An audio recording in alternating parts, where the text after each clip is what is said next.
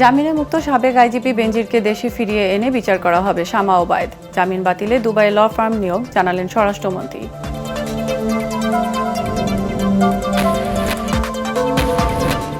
অন্তর্বর্তী সরকারের দুর্নীতির অভিযোগ খতিয়ে দেখা হবে, জানালো দুদক। সরকারের সমালোচনা গ্রহণযোগ্য, তবে রাষ্ট্রের বিরুদ্ধে কথা বলা অপরাধ, তথ্যমন্ত্রী।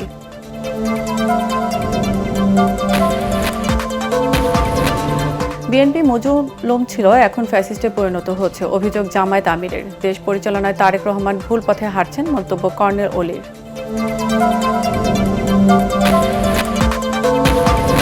জুলাই শহীদদের স্বপ্ন পূরণে সরকার প্রতিশ্রুতিবদ্ধ, মাহিদি আমিন। রাজনৈতিক বিভাজনের দায় সরকারের, মন্তব্য নাহিদ ইসলামের।